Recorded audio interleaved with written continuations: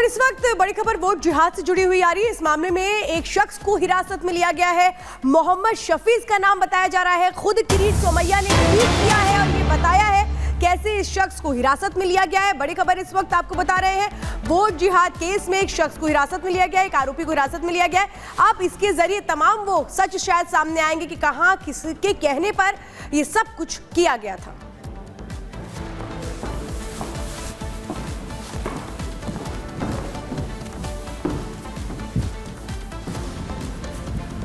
और देखिए अब आपको महाराष्ट्र की तस्वीर दिखाते हैं। 288 सीटों पर मतदान हो रहा है, एक ही चरण में ये मतदान हो रहा है, लेकिन 20 तस्वीरों के जरिए आपको दिखाएंगे कैसे सिलसिलेवार तरीके से सुबह से ही तमाम दिग्गज अपना वोट कास्ट करने के लिए पहुंचे और फिर अपनी स्याही लगी उंगली को दिखाकर ये बताया कि अपने लोकतांत्रिक मताधिकार का इस्तेमाल करना कितना जरूरी है।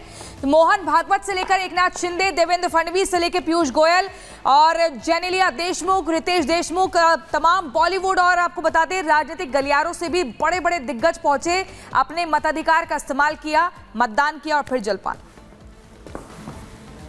तो देखिए नेताओं ने अपने दावे और वादे कर दिए हैं और आज बारी है जनता की। और यही वजह है कि आज महाराष्ट्र के महामुकाबले में 288 सीटों पर मतदान करने के लिए, यानी कि अपने हक के लिए जो मतदाता हैं वो मतदान केंद्र पहुंच रहे हैं और 1 बजे तक 32% वोट डाले जा चुके हैं और अभी भी मतदान केंद्रों के बाहर लंबी लंबी कतारें नजर आ रही है। रिपोर्ट के जरिए आपको दिखा रहे हैं।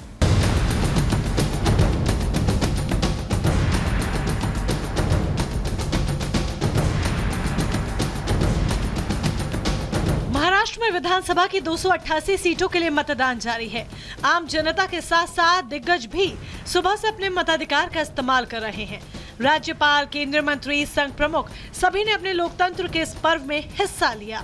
प्रजातंत्र में मतदान नागरिकों का कर्तव्य है और नागरिक कर्तव्यों को प्रत्येक नागरिक ने करना चाहिए।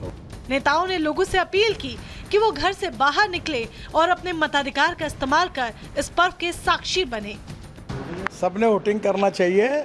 लोकतंत्र में वोटिंग करना ये हमारा मूलभूत अधिकार है और हमको वोट किसी भी स्थिति में करना चाहिए। यही मैं जनता से अपील करूंगा और ज़्यादा से ज़्यादा परसेंटेज में वोटिंग करें और लोकतंत्र को मजबूत करें। मैं उत्तर मुंबई की 6 की 6 सीटों पर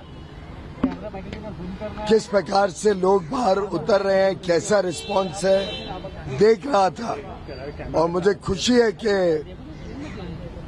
भारी संख्या में लोग बाहर आए हैं, अपना वोट डालने के लिए उत्सुक हैं, अपना अधिकार, अपनी जिम्मेदारी का पालन कर रहे हैं। सिर्फ राजनेता ही नहीं, क्रिकेटर और अभिनेताओं ने भी मतदान में बढ़ चढ़कर हिस्सा लिया और इस चुनाव के साक्षी बने। आइए वोट कीजिए, ये हमारी एक रिस्पॉन्सिबिलिटी है। ECI का मैं आइकन हूँ तो बहुत समय से मैं यही कह रहा हूँ, लोगों को यही दरख्वास्त कर रहा हूँ कि आइए वोट कीजिए, हमारी रिस्पॉन्सिबिलिटी है। यहाँ फैसिलिटीज़ भी अच्छी है और जैसे कि मैंने अभी कहा कि सारे ऑर्गेनाइजर्स ने यहाँ पे अच्छी फैसिलिटीज़ की है।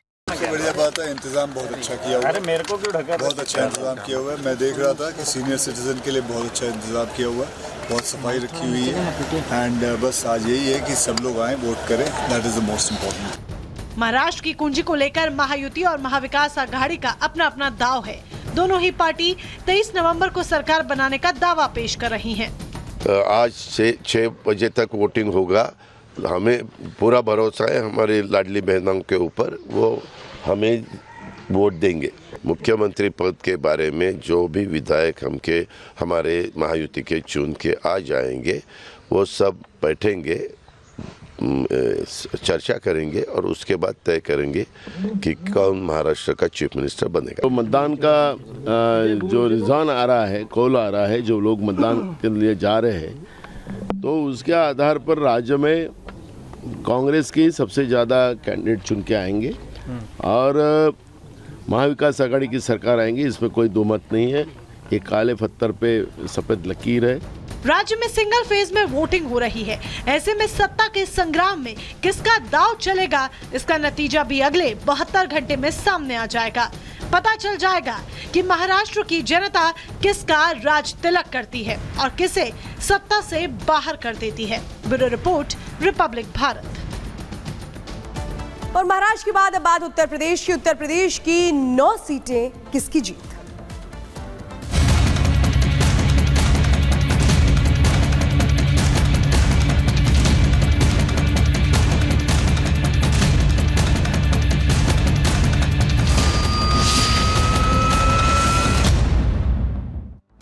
तो उत्तर प्रदेश में 9 सीटों पर उपचुनाव हो रहे हैं। वोटिंग लगातार जारी है, लेकिन इस बीच बीजेपी और समाजवादी पार्टी में आरोप प्रत्यारोप का दौर भी चल रहा है। बीजेपी ने बड़े आरोप लगाए हैं समाजवादी पार्टी पर। बीजेपी का कहना है कि समाजवादी पार्टी चुनावों को रक्त रंजित करना चाह रही है। तो जुबानी जंग बीजेपी और समाजवादी पार्टी में तेज हो चली है, क्योंकि सुबह से जो तस्वीरें हम देख रहे हैं उसमें कहीं ये कहा जा रहा है कि वोट डालने से रोका जा रहा है, तो बीजेपी कह रही है कि सीधा सीधा चुनाव प्रभावित करने की कोशिश कर रही है समाजवादी पार्टी।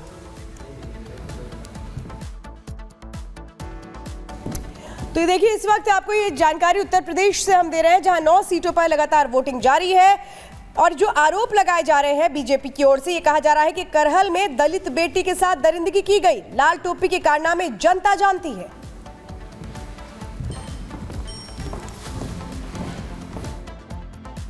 कि पुलिस कहीं भी रोक नहीं सकती, जांच नहीं कर सकती है, कार्ड नहीं देख सकती है, वो भी कागज आप दिखाइए। लेकिन पूरी तरीके से आप सब जानते हो, जो वीडियोस आ रहे हैं, जो आपके चैनलों पे चल रहे हैं या यूट्यूबर्स भेज रहे हैं, ये चुनाव आयोग ने निर्देश दिए हैं कि पुलिस कहीं भी चेक नहीं कर सकती आईडी। भाजपा इन उपचुनावों के लिए इतनी बेईमानी कर रही है क्योंकि इसे जनता भी हरा रही है और उसके अपने लोग भी हरा रहे हैं। ये बेईमानी पे इसलिए उतर आए हैं कि जनता तो है ही खिलाफ, इनके अपने लोग भी इनके खिलाफ। ये मान चुकी है कि जिस प्रकार से लोग उत्साह के साथ मतदान कर रहे हैं, उसके आधार पर उनकी पराजय सुनिश्चित है। और समाजवादी पार्टी ने अपने गुंडे और जो माफिया प्रकोष्ठ है उनका, उसे आगे कर दिया। शांति और सौहार्द के माहौल में संपन्न हो रहे ये चुनाव समाजवादी पार्टी को कभी सुहाते नहीं। इसलिए समाजवादी पार्टी के लोग उपचुनाव को रक्त रंजित करने का पूरा प्रयास कर रहे हैं। समाजवादी पार्टी के मुखिया, उत्तर प्रदेश के पूर्व मुख्यमंत्री जी का जिस प्रकार से बदहवासी का ये व्यवहार है, वो कहीं ना कहीं उनकी राजनीतिक जमीन खिसकने की खिसियाट के रूप में दिखाई देता है। और इसी खबर पर लखनऊ से राघवेंद्र हमारे संवाददाता हमारे साथ जुड़ गए। राघवेंद्र, जो इस चुनाव में उपचुनाव में हुआ वो शायद अब से पहले नहीं देखा गया। जुबानी जंग जबरदस्त दिख रही है। बीजेपी पीछे नहीं है, सपा पीछे नहीं है, लेकिन बीजेपी साफ तौर पर कह रही है कि सपा इस चुनाव को रक्त रंजित करने का प्रयास कर रही है। सपा की हार तय है, सपा को लूट तंत्र पर भरोसा है। वहीं सपा भी पीछे नहीं है, वो भी आरोप लगा रही है। बिल्कुल, देखिए, जो करहल में जो हुआ है, पश्चिम बंगाल के बाद रक्त रंजिश का जो मामला है, यूपी में बहुत दिनों के बाद देखा गया है, जब चुनाव के दौरान किसी की हत्या की गई हो। अब यह जो मुद्दा है बढ़ता ही चला जा रहा है। पहले भारतीय जनता पार्टी के प्रदेश अध्यक्ष प्रदेश कार्यालय में प्रेस कॉन्फ्रेंस करके इस मुद्दे को उठाते हैं कि किस तरह से एक बहन की हत्या इसलिए कर दी गई कि उसने कहा कि मैं भाजपा को वोट करूंगा और इसलिए भाजपा को वोट करूंगा, हमको एक घर मिला है। उसके बाद तुरंत उप मुख्यमंत्री ब्रजेश पाठक अपने आवास पर प्रेस कॉन्फ्रेंस करते हैं और इस मामले को जोर शोर से उठाते हैं कि किस तरह से सपा के गुंडों ने एक दलित बहन की हत्या कर दी है। और उन्होंने अपील किया है, दलितों से भी अपील किया है कि आप लोग इस मामले को समझें कि किस तरह से यहां पर ये सपा के लोग आपके समाज के साथ कर रहे हैं। ब्रजेश पाठक ने यह भी कहा कि आज जो सपा के जो यादव भी हैं वो अभी अकेले पड़ गए हैं, क्योंकि यादव नाम पे सिर्फ उनका परिवार है और बाकी यादव बगल में है। तो कहीं ना कहीं बहुत